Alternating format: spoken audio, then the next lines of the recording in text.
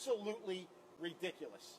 Go talk to the families who have lost a loved one in a school shooting. These little knuckleheads think it's funny.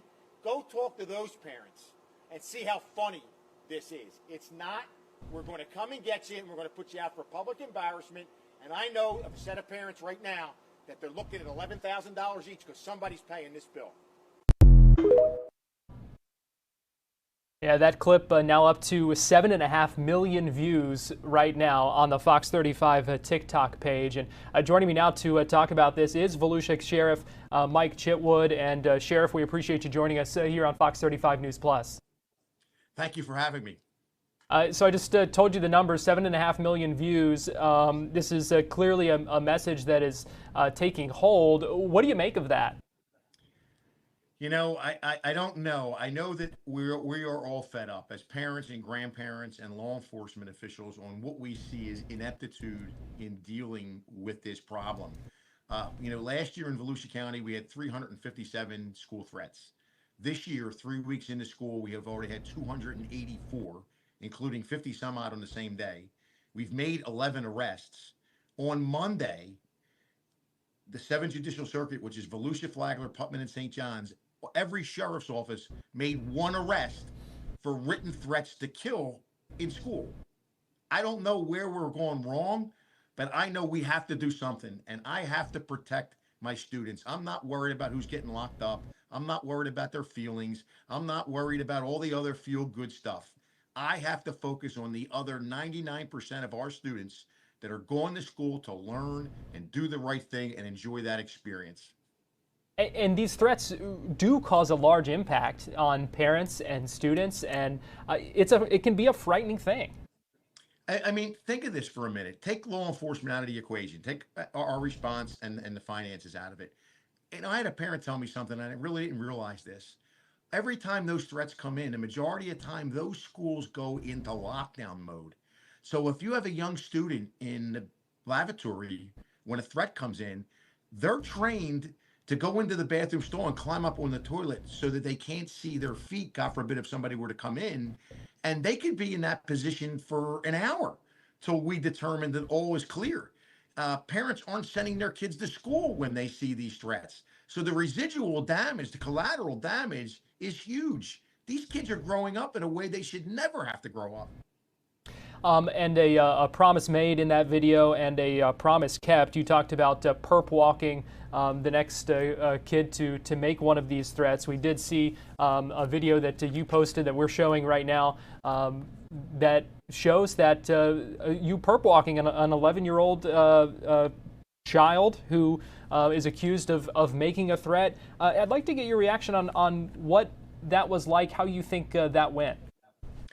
I don't know. The jury's still out on that one. I just know that I have to do something. And from here on out, this is the policy. Everybody's aware. If you're locked up for school threats to kill, written threats to kill, which is a felony of the 2nd degree, legally, I have every right to show you your photo, every right I have a right to show your video, and every right I have to release that report to the public. That's going to happen. This little knucklehead thought it was a joke. He had a kill list that we confiscated. On that list was the bus driver, the school nurse, 3 students whose names we could read, and the other names, it was like you used a knife to cut through the names of the other people. And when people want to tell you, oh, he's 11, we've never had an 11-year-old shooter or 12-year-old shooter in this country. In a schoolroom, have we? So we take these things with the utmost seriousness, and we're going to do everything from my end to make sure you're held accountable, and the public and the community need to know what's going on. And for the parents, if I could arrest you and charge you criminally, I will. If not, I'm going after you civilly for the cost of the investigation. Do you think that kid was scared?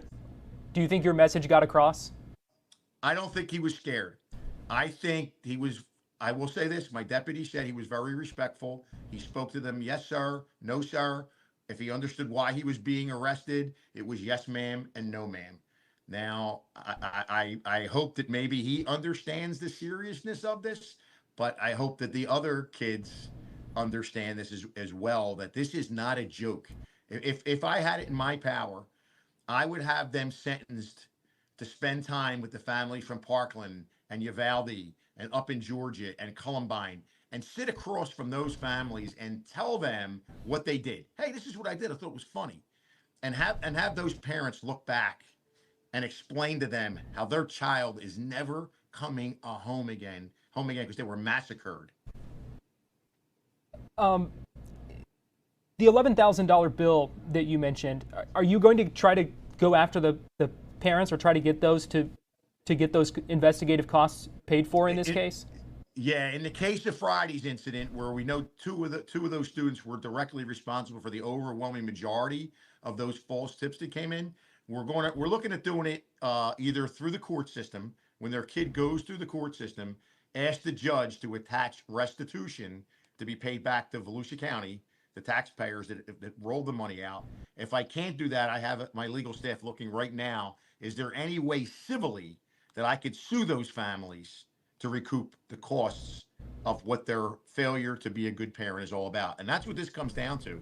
You know, I meet with parents all the time, and they say, my teenagers complain. They call me a helicopter parent. I'm in their iPad. I'm on their cell phone. I'm tracking their movements, and they tell me I'm wrong. And I give those parents, I shake their hand or give the moms a hug and say, that's exactly what you should be doing in today's day and age. You have to know what they're doing online. You know, they could be victims or they could be defendants.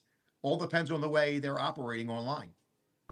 You are clearly fed up with this, and understandably so, with the numbers that you gave us kind of at the beginning of this, and that really came through, I think, in that clip that, as we said, really has gone viral. Why do you think that message is resonating right now?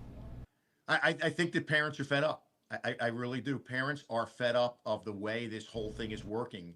You know, the parents don't know what's happening in schools because a lot of times things are handled by school discipline, and even I don't know what's going on. But from this aspect, the school threat aspect of it, parents have to know. It's all about being transparent. And I want to go off on a tangent here for a minute. People write books and make millions and millions of dollars about dealing with the problem employee. When maybe 1% of your workforce is a problem employee. All the other employees are doing the right thing and they deserve the best treatment. Schools are no way.